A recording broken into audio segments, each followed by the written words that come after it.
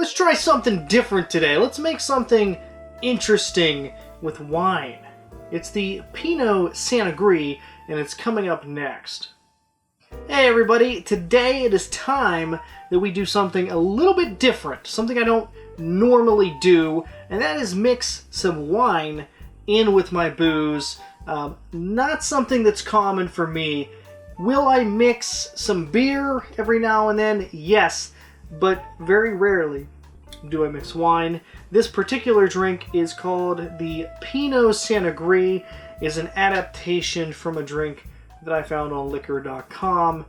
And, you know, ultimately it is a wine and apple brandy drink.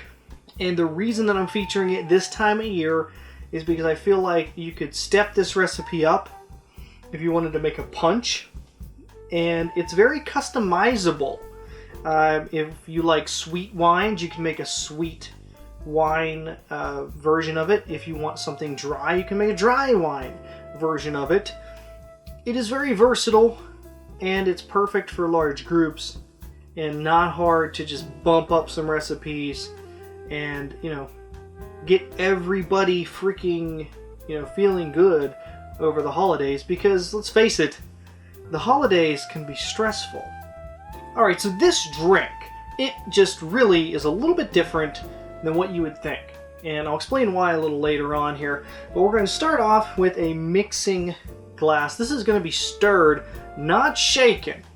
And it's a little bit odd, which, you know, like I said, I'll get into that. Just hold on. So the first thing we want to do is add a wine to the mix. So I'm using this Pinot Noir, and I don't know if it's a good brand. I'm not really a wine connoisseur of sorts, but, you know, I just picked out a red and something that's not too crazy. Not too crazy expensive. How do you open it? I told you I'm not a wine connoisseur. Starting off great already, folks. Can't figure out how to open a wine bottle.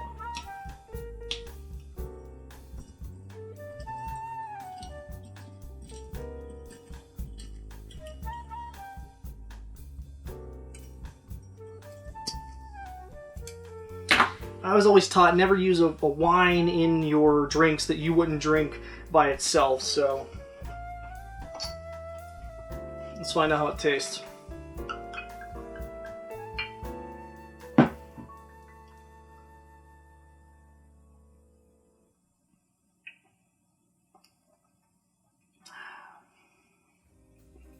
Not bad, it'll work. We'll do the trick. Slightly dry. A little fruity. Yeah. Okay, so the wine is going to be 2 ounces of a nice red wine. Well, a red wine of your choice. Next, it is straight apple brandy. I'm using Laird's Bottled in Bond apple brandy. But, you know, if you have a different one you prefer, be my guest. It's going to be 1.5 ounces of the apple brandy, also known as Applejack back in the day. Laird's being one of the first premier companies to start producing it, and it's out of New Jersey. Last up for the liquor is sloe gin. Sloe gin is a type of gin that's flavored by sloe berries, and well, this particular one's kind of, I believe, red, artificially colored, you know. So it's going to be 1/2 ounce of the sloe gin. It's gonna go in there. I don't think I've ever used sloe gin in a drink. Here, I'll have to look back. But this is where it gets weird. Like I said, we're stirring this, but it's got maple syrup in it. Very, very strange to stir something that's got maple syrup, but that's what the recipe calls for, so that's what I'm going with. Maple syrup, folks. And I'm going to use 2 bar spoonfuls, and if you want to get real specific on that, roughly 1/4 ounce.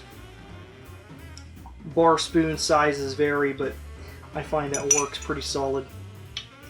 Finally, it's bitters. Angostura bitters. Going to be a nice 2 to 3 dashes going in there. And I enjoy the flavor of Angostura, so I did 3. Just going to be a few ice cubes going down in here. I'm going to do it just fine. And I'm going to stir this.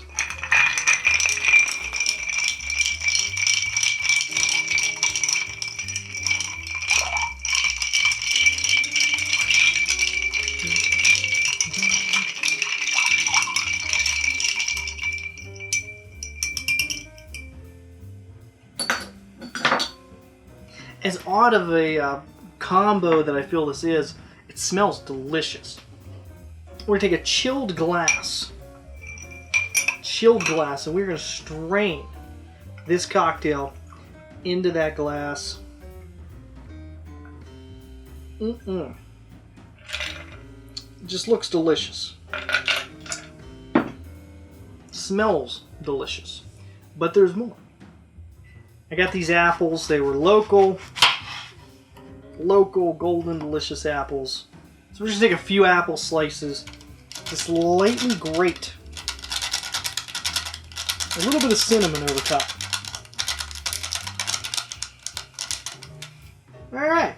Well, interesting flavor combinations. I'm really curious to see how this one turned out.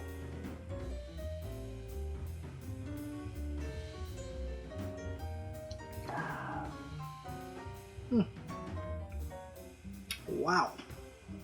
It's fruity, yet it's got a kick. Believe me, it's got a kick. Overall, it's dry but not too dry. It's got a nice little touch of sweetness. And I like it. I really, really like it. Very happy with this one. So before I finish off this cocktail, I just want to remind you that if you like making cocktails, or you just like watching me make cocktails, or at least attempt to make some cocktails, then you might want to consider clicking the subscribe button down below, the bell icon. That way you'll get notified anytime I post anything new. Until next time, I want to thank you for watching this, and remember, if this idiot can do it, so can you. Cheers.